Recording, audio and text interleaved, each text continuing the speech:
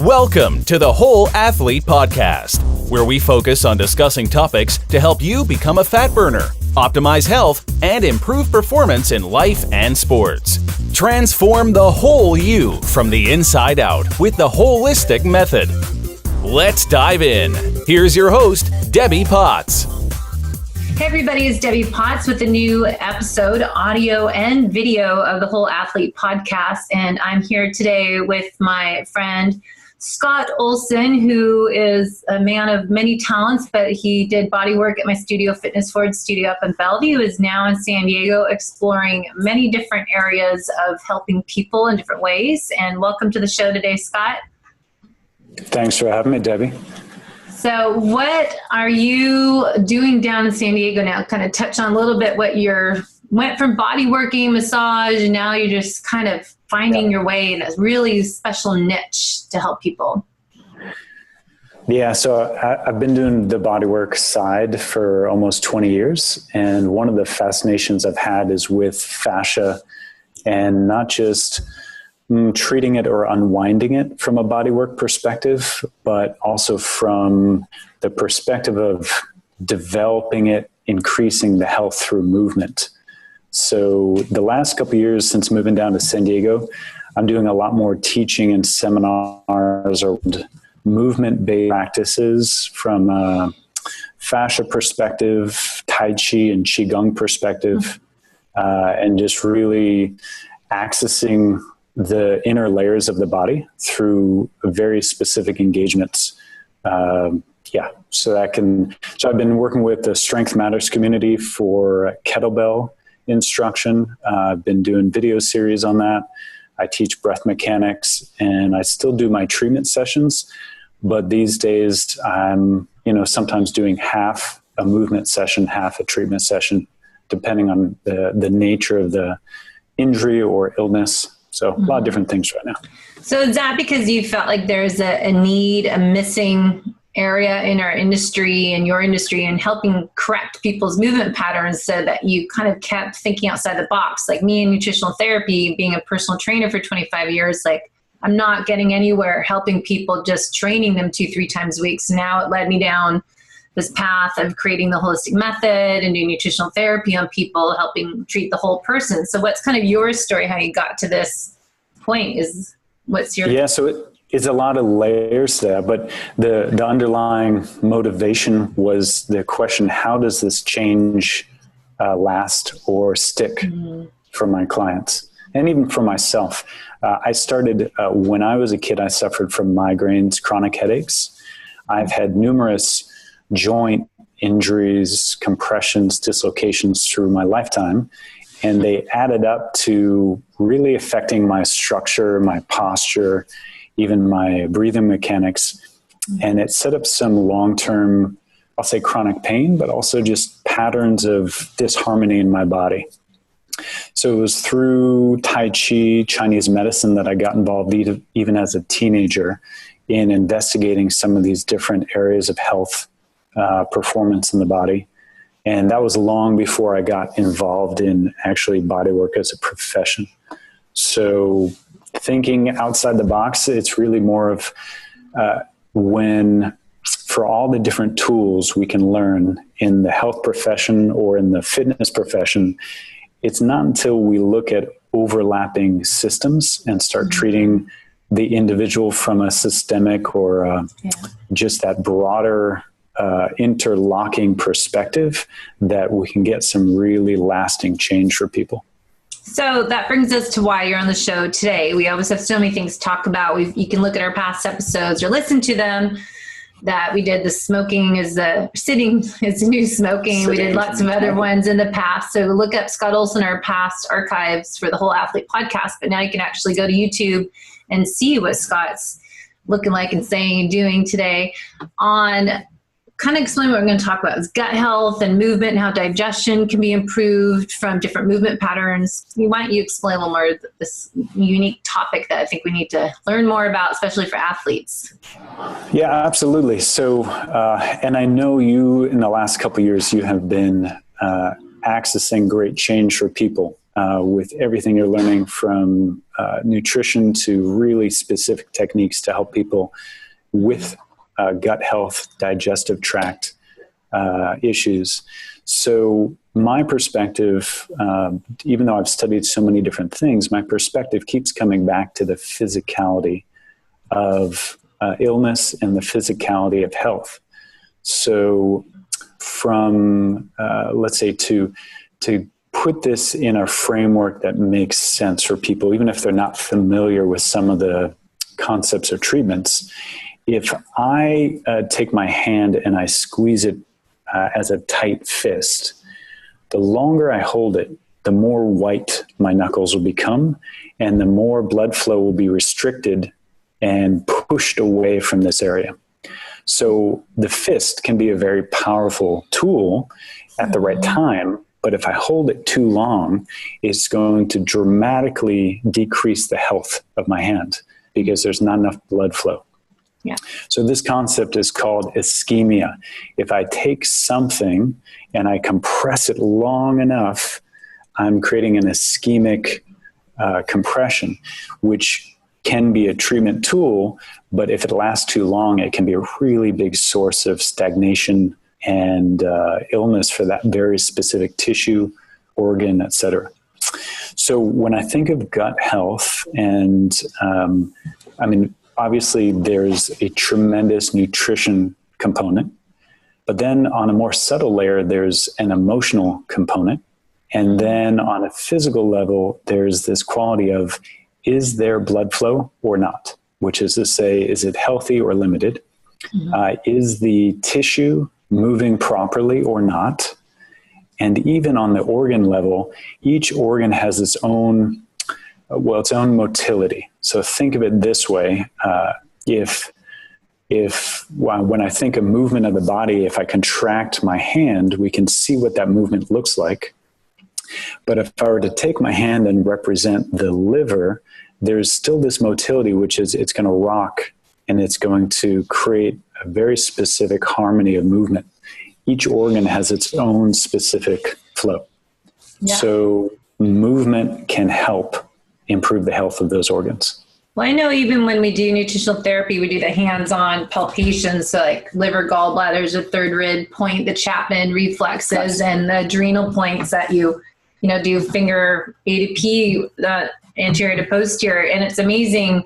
I was working on a client the other day doing the adrenal point, the Chapman adrenals right above 2 up and over from your navel.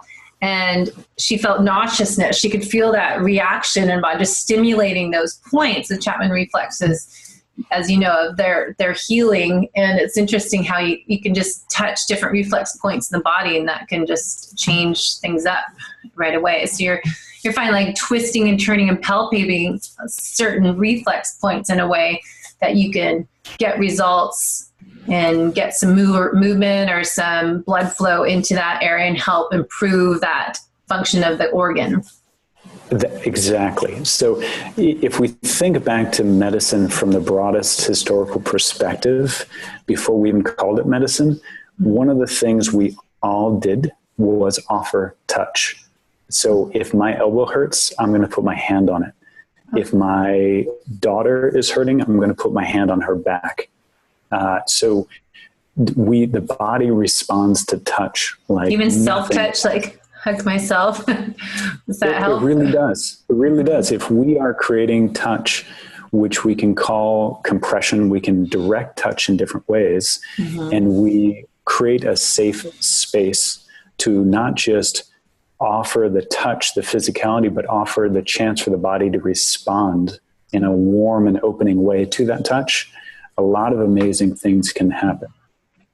So here's this thing. Let's talk about gut health from a perspective. So you've coached a lot of triathletes, runners, etc. There's 2 big quadrants if we're going to simplify it. There's the upper quadrant of the belly, which if there's too much disharmony, we feel it as heat, we feel it as nausea, discomfort, bloating, even reflux. That's another issue. So we can think of that as if that upper area is getting too much tension, too much heat, what can we do to relax it or improve the blood flow to calm things down? Breathing. And breathe. Nice. So you didn't even hesitate. You're feeling that. Mm-hmm. So breath mechanics or breathing is one of the most critical ways to create more blood flow for an area. Breathing is like the bellows of the furnace. So if we're breathing poorly, the heat is very muted and damp. But when we're breathing fully, those bellows are just opening up, the furnace is getting warmer and warmer, and our vitality is increasing. It's like an accordion in your rib cage. You want to feel that bellows in there, just filling up the lungs, getting that breath work. Yep. Mm-hmm. So let's take this now and we put it into a sequence. We have the breath as the bellows. We have the rib cage, which a healthy rib cage is moving, whether we're conscious about it or not. Every breath in, my ribs are expanding. Every breath out, my ribs are closing. I can choose to do certain positions where I'm extending my back and opening my ribs, and again, closing them, gently crunching them. Mm-hmm. So we have the breath acting as the bellows. We have the rib cage acting as this powerhouse, this structure that can contain all the tissue, organs, motility.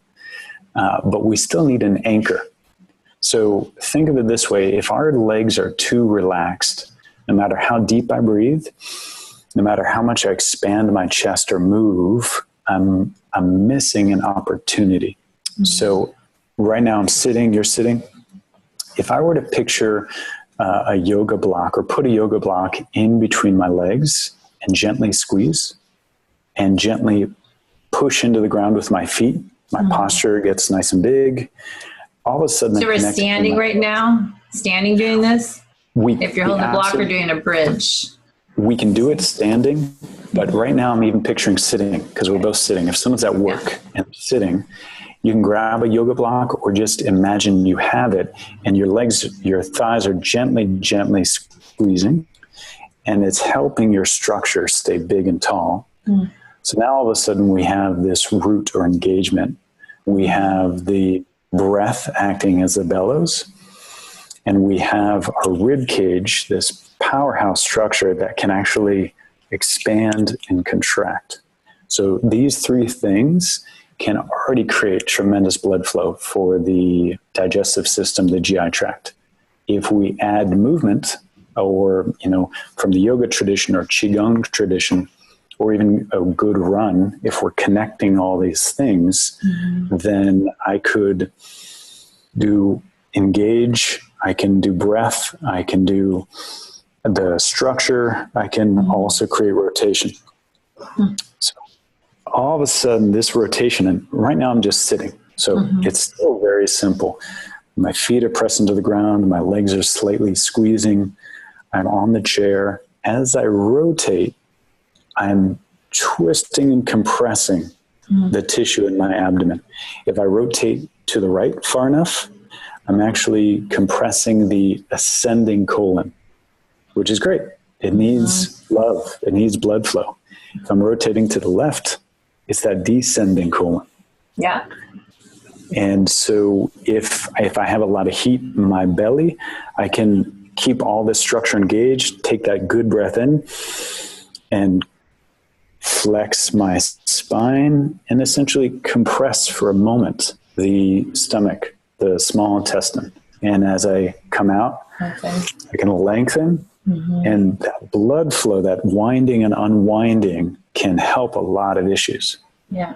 I think that reminds me, I love the Czech Institute. Paul Czech has the exercises for kind of correlating with the chakras, and in the book, which is sitting here somewhere, but it has all the exercises to do, but a lot of them were, the level 1 would just do the same thing as cat-cow or movement, breath, and that twist. You're kind of incorporating what Qigong is like that, and yoga, and Pilates too, you're moving with breath, but yoga is kind of that.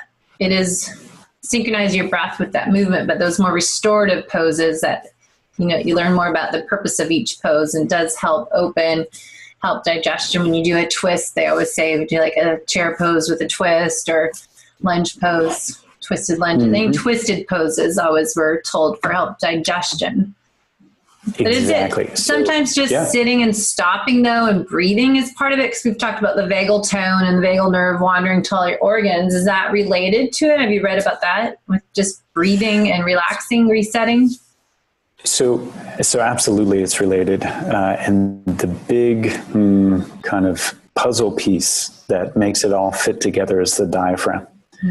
So the diaphragm is not just a muscle that can really help the lungs draw down and have really good oxygen flow intake, but the diaphragm is in its own way a sheath or a barrier that's separating the organs behind our ribs with the organs in our belly.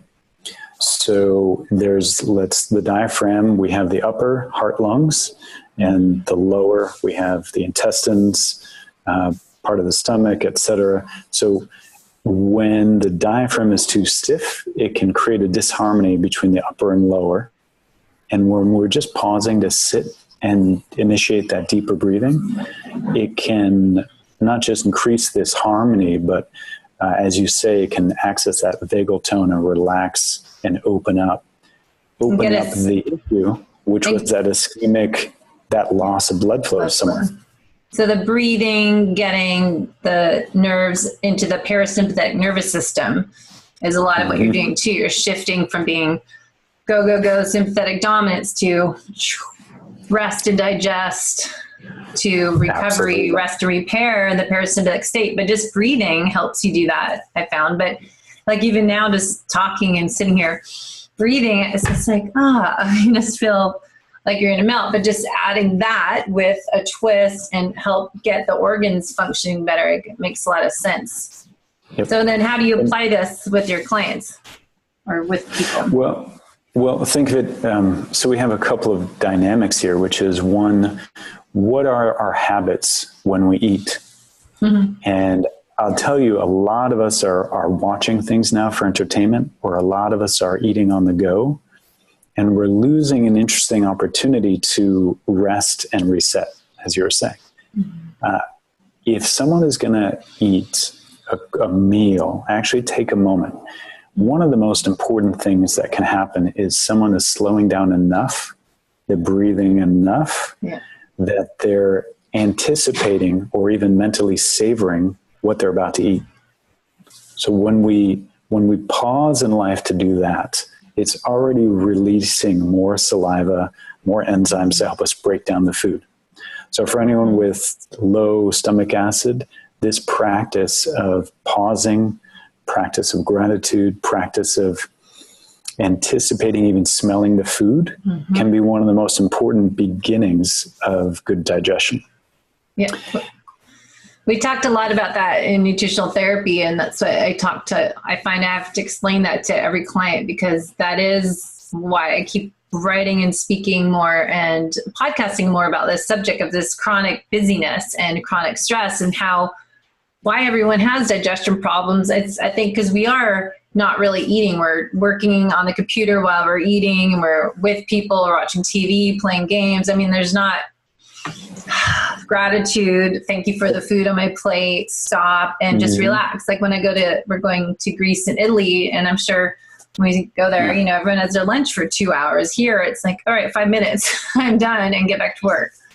And the rush. Yeah, you're rushing to the next thing. So I think a lot of digestion problems start with that. And you're right on, is what we talk about, is stop, reset, get the saliva in your mouth. It starts there. It starts with the brain, and then saliva in your mouth, and then the stomach acid. I mean, you start thinking about food, you start triggering that. But if you're not focusing on what you're eating, you shut everything off a little bit. Yep. So from a treatment perspective, and I work with my clients, I do something called visceral manipulation, or the Chinese organ massage. That's how it's taught a long time ago, because not everyone knows how to access that specific part of their body. It's internal, it's subtle. It takes a while to connect to that. But from a movement perspective, we don't need to overthink it. Really, we have two options for creating better health. We have this option back to that touch of gentle compression, or just putting your hand on and creating that warmth. So this can work in the upper belly. This can work in the lower belly, left, bottom right. So that's that compression opportunity. The other opportunity is creating space. And this is the thing, a lot of people eat and they're looking at a device, or they're hunched over. Yep. Or their posture sitting isn't great anyway. And so they're already compressing those organs for a length of time and limiting blood flow. Digestion requires a lot of blood flow. It's literally why when we eat a big meal, it's hard to think, or we get tired mentally, because the body needs good blood flow for digestion. So it's going to take it away from other areas. So the opportunity of creating space is really, is our posture, tall enough to create space? When we're moving, are we maintaining this structural integrity, or are we cheating and collapsing to get very specific goals if we're rushing through a workout? These are going to affect our gut. And that, let's say, that'll lead into that next level of, if we want to treat it, or we want to put our time in to improve our gut, nutrition, obvious. Getting a session, an appointment with you for a consultation, obvious. Seeing an acupuncturist, okay, we now have a lot of options. But from a perspective of what can you do at home, think of it back to that sitting twist concept that we talked about. When we find our structure, when we engage so that we're not just collapsed, when we create that breath and then direct it with movement back to the simple way is twisting, we're just creating an opportunity for your rib cage to compress and gently hold the liver for a moment and release and let blood flow in. And there's a lot of different approaches for that. And I'm just thinking of that too, as triathlon activities we do. Running, swimming. You're swimming and people get rounded over from all this swimming motion, freestyle, and then we're on the bike, hunched over riding and arrow position a lot of times. And then you're running, you kind of get stuck that way, and people get fatigued running.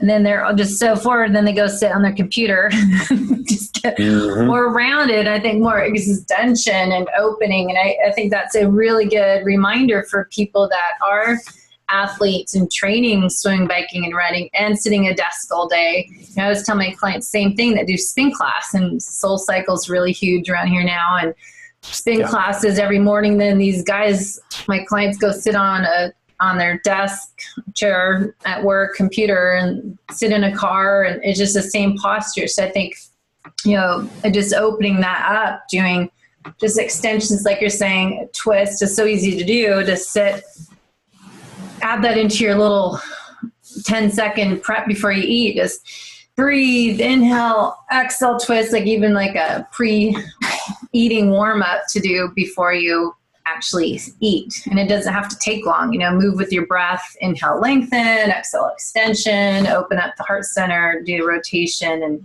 that sounds like a great idea. But I just find getting off the bike and it's just how to stretch back out. And then people are eating on top of that. And then I think that's why you kind of feel your food's stuck up here and not moving down the elimination pathways. It's stuck and not digesting properly. So that's a good tip. The operative word is movement. We think of movement as how I move from A to B, but inside our body, that movement is just as critical. So a long time ago, we did a podcast on glute amnesia. Oh, yeah. So that's really the power of athleticism. But internally, there's this quality where if we let our thoracic spine and our rib cage, so think rib, as you say, kind of crunch down and collapse. Yeah. Yep. So that cycling position or sitting computer position, if that becomes the new norm and doesn't allow for proper rib movement, we're doing a disservice to our organs, especially our digestion, as you're saying. Well, I'm thinking athletes, just throw in there before you go on, is that how many people have bloated bellies, not just because they're eating sugar and processed foods while they're racing and training and just daily eating. But if they're like that and they're eating, so many people have indigestion, bloated bellies, probably a lot to do with what you're just saying, is that that's hunched over and everything's no space to move and digest properly. And plus we're dehydrated. So hydration is a big key part. But go on. Just had to throw that in there. That's awesome. I just want to revisit some of the movements you were doing, this extension opening, this rotation we talked about. I'm going to back away slightly and we'll see. I'm just going to show, what I'll do is I'll show a sequence of movement, and we're assuming this yoga block in between my legs, assuming I'm sitting, and I'm going to create that squeeze even if I don't have a yoga block. And I'm going to go through a rotation phase, and I'm going to go through a spine extension and flexion phase, but I'll do it with my arms. So I'll show you real quick, and then I'll describe what I'll do.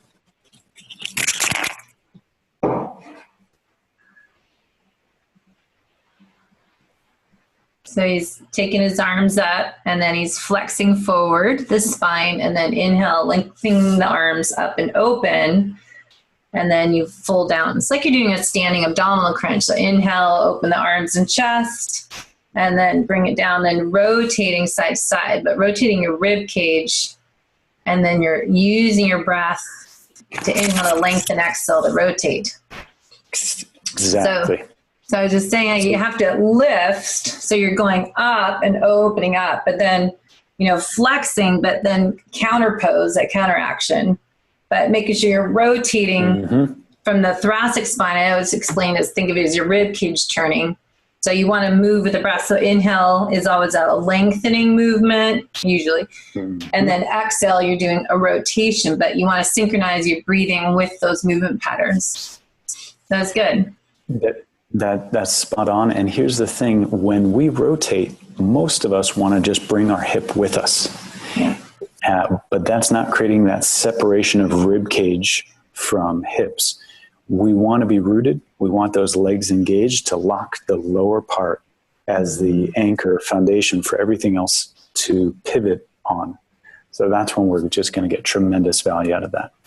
Yeah, that's great. So hydration, we always talk about too, that's a key part in having that movement of digestion and your cellular level, but you want to have half your body weight in ounces a day is what we suggest through nutritional therapy, and also the Czech Institute.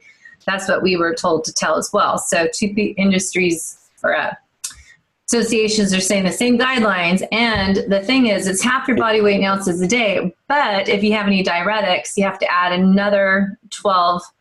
So you need 8 to 12 ounces of diuretics, your coffee, juice, soda, tea. You have to add another 12 to 16 ounces of water on top of that. So I know someone told me they have 5 cups of coffee a day and then 1 bottle of water a day. So, whoa, that's some dehydrated cells. And then they have a lot of joint issues. So I thought, let's start with drinking more water. Easy. Yep. That's key part. Everything works better when the fluid of the body can move appropriately. When we're dehydrated, all those vessels get constricted. It's back to that issue of ischemia, where low enough nutrient delivery. It's funny you think water. Ischemia to your heart, but you're talking about all your organs.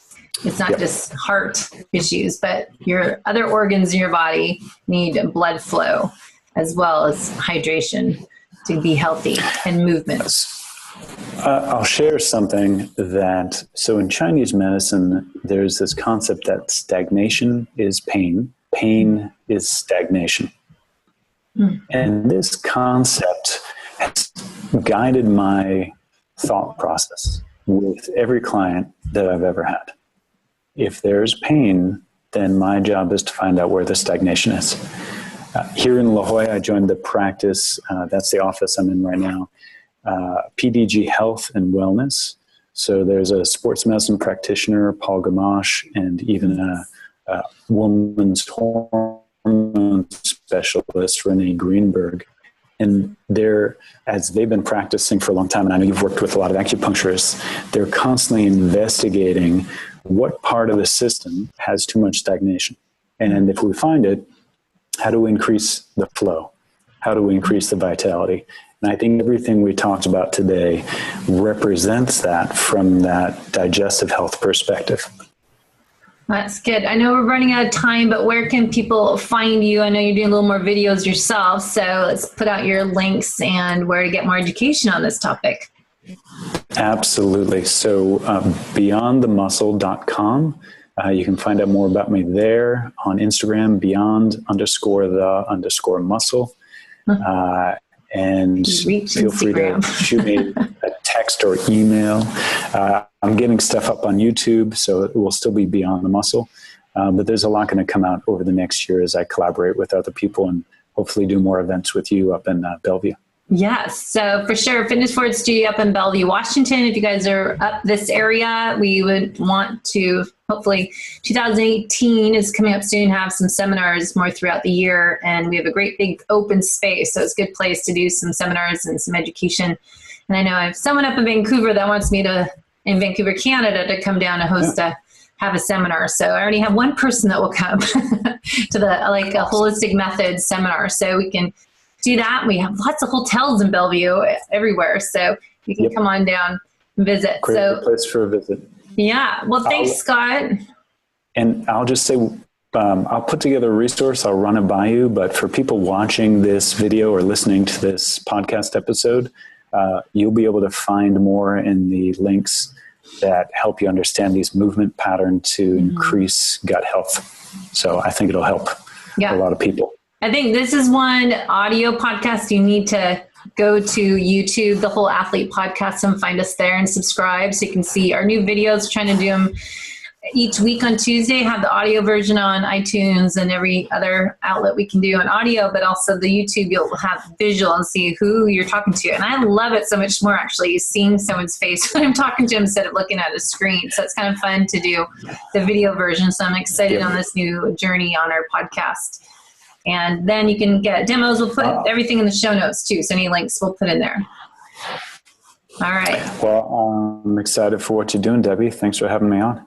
All right. Thanks, Scott. You guys can go to Facebook, the Whole Athlete Podcast, and ask any questions. We'll put the show notes on the wholeathletepodcast.com page, and we'll continue on giving you some new information, help improve and transform the whole you from the inside out. Thanks, guys. Thanks for listening to the Whole Athlete Podcast. If you have any questions, feedback, or topic suggestions, let us know on Facebook or at wholeathletepodcast.com. You can help us continue and grow by leaving a review on iTunes. Thanks again, and see you next time.